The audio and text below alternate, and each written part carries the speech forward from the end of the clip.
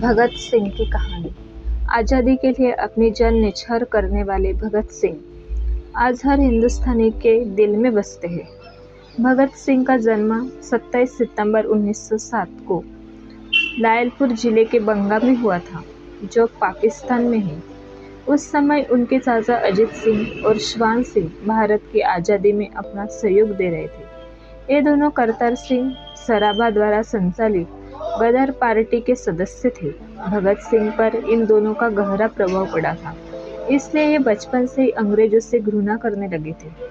भगत सिंह करतार सिंह सराभा और लाला लाजपत राय से अत्यधिक प्रभावित थे।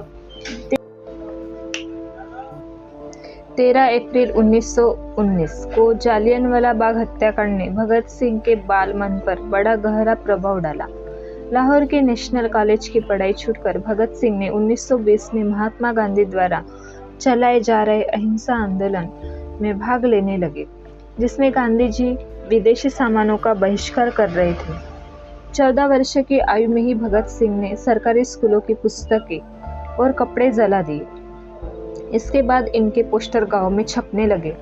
भगत सिंह अब पहले महात्मा गांधी द्वारा चलाए जा रहे आंदोलन और भारतीय नेशनल कॉन्फ्रेंस के सदस्य थे। 1921 में जब चौरा चौरा हत्याकांड के बाद गांधी जी ने किसानों का साथ नहीं दिया, तो भगत सिंह पर उसका गहरा प्रभाव पड़ा। उसके बाद चंद्रशेखर आजाद के नेतृत्व में गठित हुई गदर दल का हिस्सा बन गए। उन्होंने चंद्रशेखर आजाद के साथ मिलकर अंग्रेजों के खिलाफ आंदोलन शुरू कर दिया। 9 अगस्त 1925 को शाहजहांपुर से लखनऊ के लिए चली 8 नंबर डाउन पैसेंजर से काकोरी नामक छोटे से स्टेशन पर सरकारी खजानों को लूट लिया गया। यह घटना काकोरी कांड नाम से इतिहास में प्रसिद्ध है। इस घटना को अंजाम भगत सिंह, रामप्रसाद बिस्मिल, चंद्रशेखर आजाद और प्रमुख क्रांतिकारियों ने साथ मिलकर अंजाम दिया था।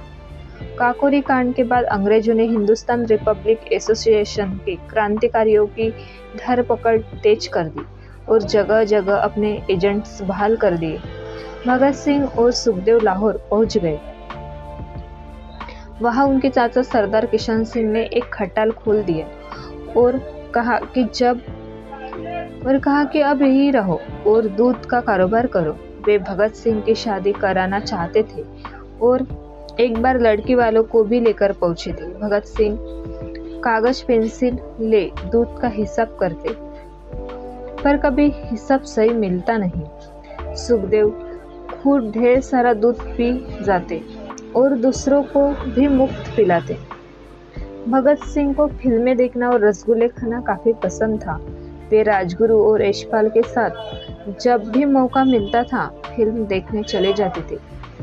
चार्ली चैपलिन की फिल्में बहुत पसंद थी। इस पर चंद्रशेखर आजाद बहुत गुस्सा होते थे।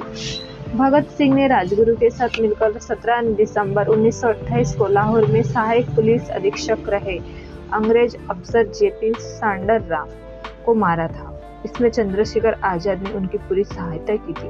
क्रांतिकारी साथी बटुकेश्वर दत्त के साथ मिलकर भगत सिंह ने अलीपुर रोड दिल्ली स्थित ब्रिटिश भारत की तत्कालीन सेंट्रल असेंबली के सभागार में 8 अप्रैल 1929 को अंग्रेज सरकार को जगाने के लिए बम और पर्चे फेंके थे। भगत सिंह क्रांतिकारी देशभक्त ही नहीं बल्कि एक अध्ययनशील विचारक, कलम के धनी, दार्शनिक, चिंतक, लेखक, पत्रकार और महान मनुष्य थे। उन्होंने 23 वर्ष की छोटी सी आयु में फ्रांस, आयरलैंड और रूस की क्रांति का विशद अध्ययन किया था। हिंदी, उर्दू, अंग्रेजी, संस्कृत, पंजाबी, बंगाला और आयरिश भाषा के मर्मज्ञ, चिंतक और विचारक भगत सिंह भारत में समाजवाद के पहले व्याख्याता थे। भगत सिंह अच्छे वक्ता, पाठक और लेखक भी थे। उन्होंने अकाली और कीर्ति 2 अखबारों का संपादन भी किया। जेल में भगत सिंह ने करीब 2 साल रहे। इस दौरान वे लेख लिखकर अपने क्रांतिकारी विचार व्यक्त करते रहे। जेल में रहते उनका अध्ययन बराबर जारी रहा। उस दौरान उनके लिखे गए लेख व परिवार को लिखे गए पत्र आज भी उनके विचारों के दर्पण हैं। अपने लेखों में उन्होंने कई तरह से पूंजीपतियों को अपना शत्रु बताया है।